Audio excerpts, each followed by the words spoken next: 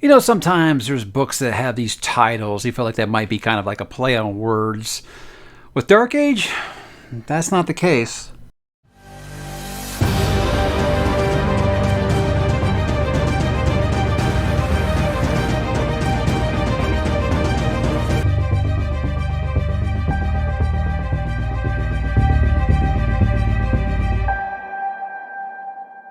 Hello, howlers and bookworms. We are back one more time, guys. The reread is over as we have reached the end here with Dark Age by Pierce Brown. Book number 2 in the sequel trilogy, book number 5 overall in the Red Rising saga. And this continues, guys, to take the series in a new direction, which we're going to talk about today, guys. It was released in 2019.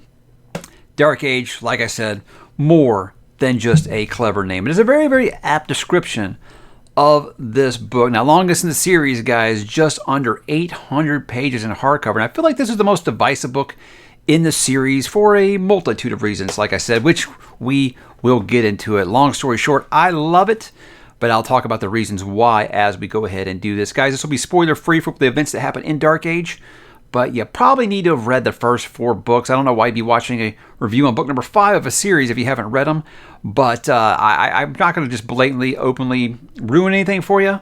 But I'll just say that I like to say these up front so people don't blame me for, ruining their lives or something. So you might hear some spoilers of things that happen in books 1 through 4 here. So if you haven't read the series yet, I say bookmark this, come back maybe later. But Dark Age, guys, let's begin like usual and talk about what is this book about. Now, he broke the chains, and then he broke the world. A decade ago, Darrow led a revolution and laid the foundations for a new world. And now he is an outlaw, cast out of the very republic he founded. With half his fleet destroyed, he wages a war on Mercury. Outnumbered and outgunned, is he still the hero who broke the chains, or will he become the very evil he fought to destroy? In his darkening shadow, a new hero rises. Lysander Al-Loon, the displaced heir to the old empire, has returned to bridge the divide between the golds of the Rim and Core. If united, their combined might may prove fatal to the fledgling republic. On Luna, the embattled sovereign of the republic, Virginia Augustus, fights to preserve her precious democracy and her exiled husband.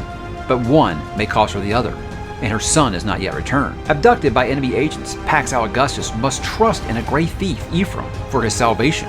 And far across the void, Lyria, a red refugee, accused of treason, makes a desperate bid for freedom with the help of 2 unlikely new allies. Fear dims the hopes of the Rising as power is seized, lost, and reclaimed.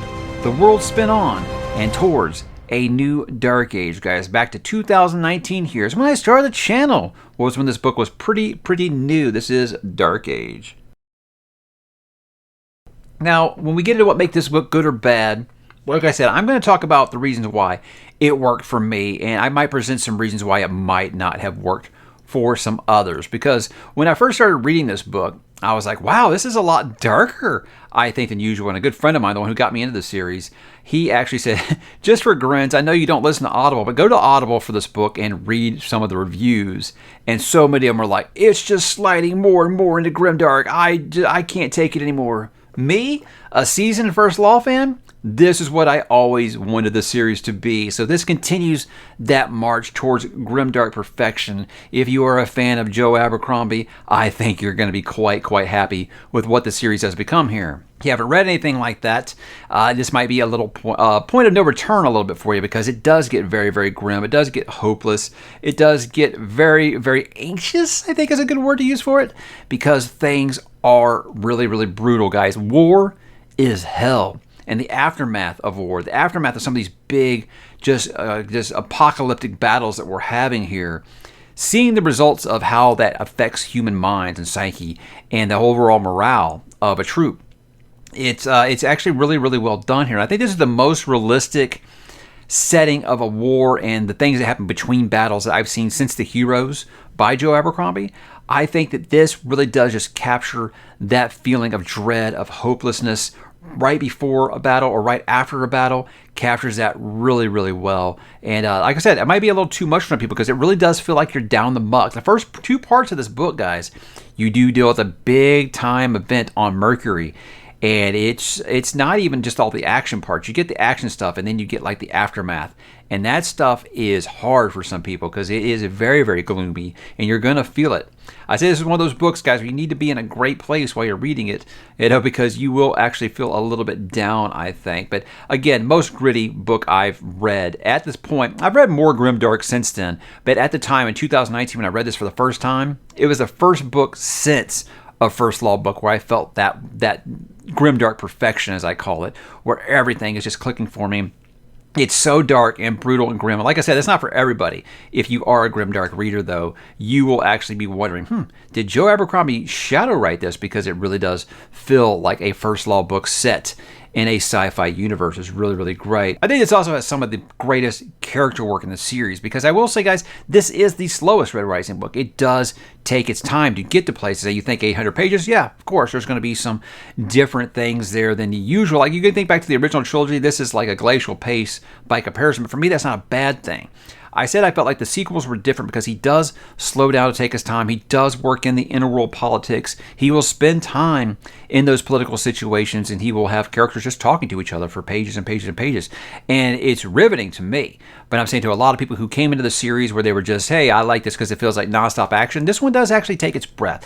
It does have a lot of things where you are like, well, we're just kind of like sitting around on Mercury. We're not really doing anything. For me, that's when you get some really, really great character moments, developing these characters, seeing how jaded and how damaged they are, and thinking back to those bright-eyed, bushy-tailed guys that they were at the beginning of the series, and looking at them now, and you're like, they're just war-weary and just wore out, and they're just exhausted of what they've been doing for the last decade. And that really, really shines through really well here. And so that might not work for everybody. That's a big struggle for a lot of people who've got this far. They're like, this doesn't feel like the series I fell in love with. For me, it always seemed like it was heading in this direction, and it's been a slow descent to get to this darkness. And so for me, it was earned, and it feels like it, but it might be a little too much darkness for some people. It further asks those questions, I think, of, are we still the good guys? I think that this is, you start to move those sliders between a morally white character and a morally black character right into the gray. This firmly locks it right in the middle for just about everyone. Even those characters you think can do no wrong in your eyes will do stuff in this that you'll be like, wow, that might have been a little too far if I wasn't 4 books invested in you. And you'll also be starting to look at some of those characters you thought there was no redeeming qualities about them at all. You can start to be like, I still don't like you, but I can see where you're coming from. And I think that's the best kind of villains, when you can understand their plight, what they're going through, and saying, if they're writing this story, you can see they don't think that they're the bad guys. Not at all. So you don't get as much mustache twirly, and I love that. I love that he's made his villains more complex. He's made his protagonists more questionable morally. And those are things that I think will always be right in the sweet spot for me. But again, like I said, for a lot of people who really want someone to root for, this might be kind of tough for them a little bit. But I love that he will ask those really hard questions. The action continues to be spectacular, guys. I mean, both on the ground and in the air, everything is just, it just pops off so damn good. He's one of the best in the game at it. And I think it's just so brilliant the way that he writes chaos. It's so well done.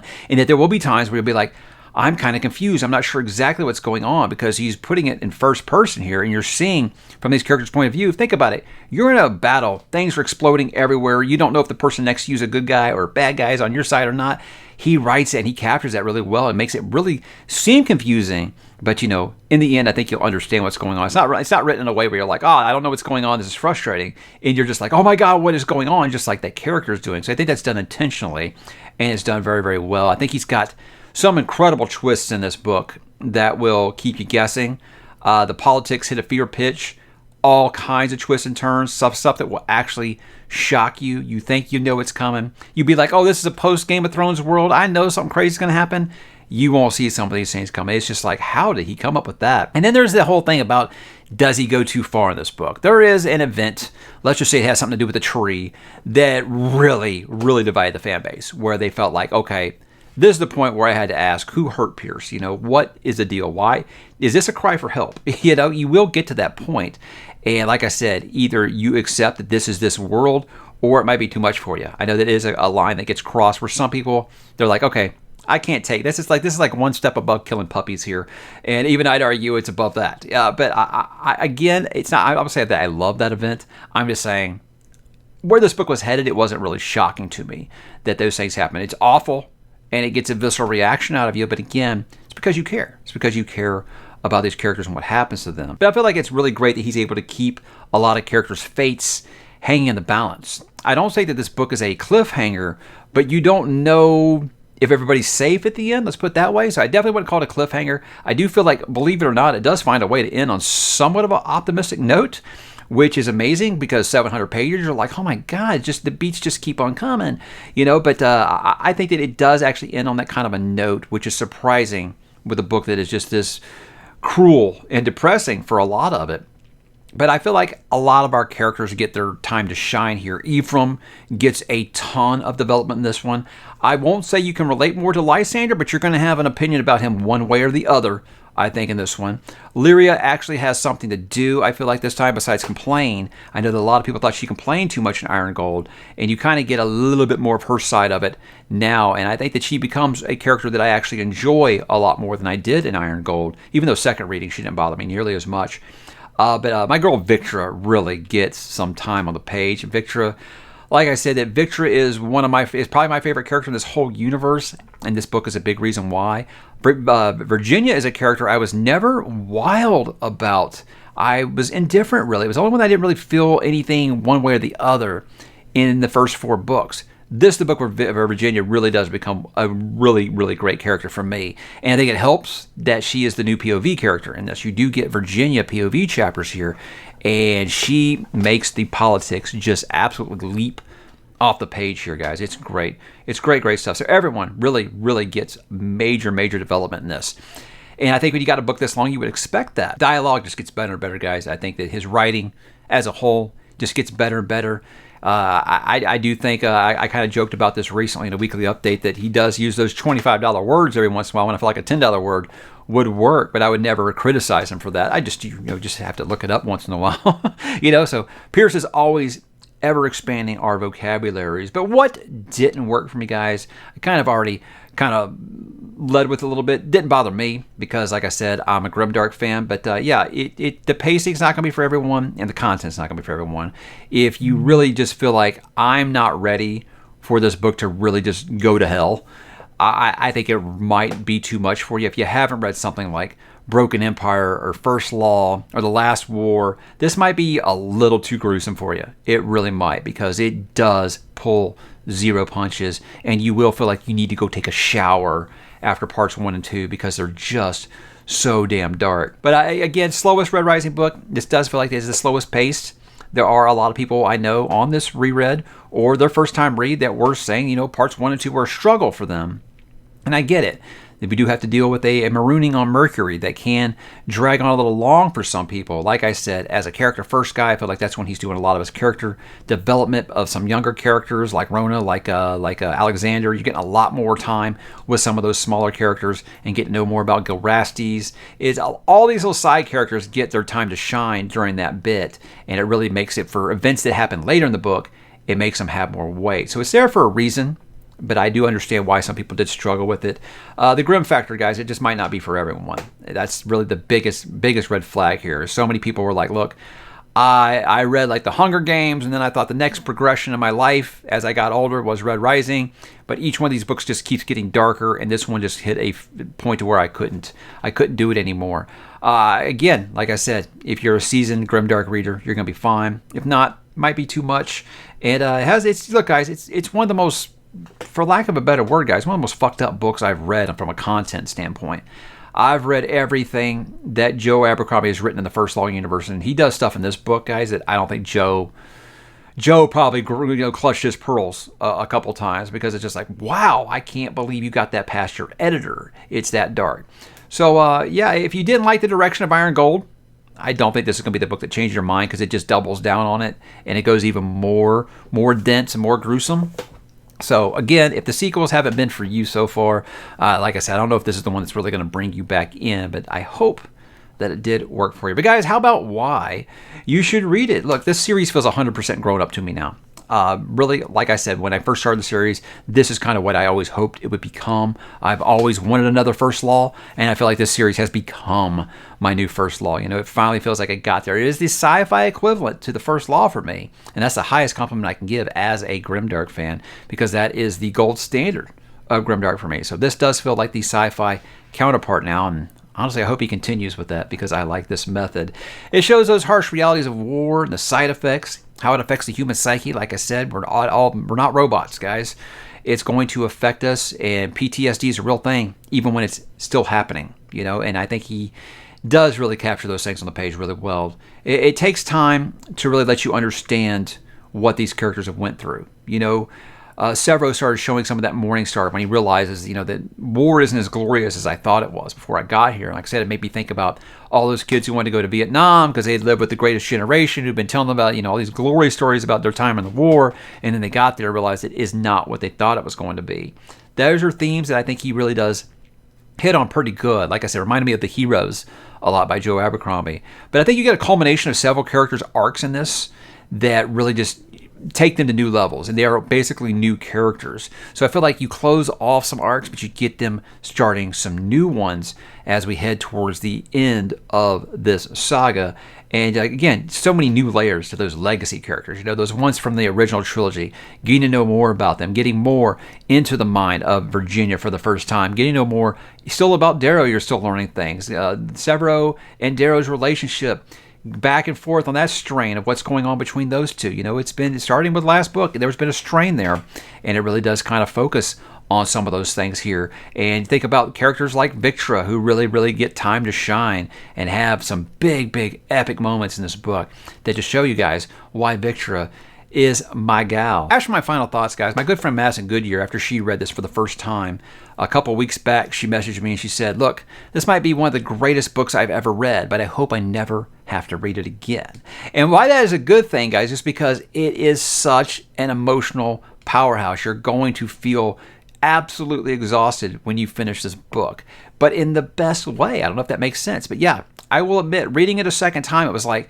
I feel like I'm returning to the scene of an accident or a crime, and I know it's going to happen, and I'm going to have to relive it again. So it's an absolutely great book, guys, but it is very hard in some places just because of the content in there. It does feel like our heroes at their lowest moment.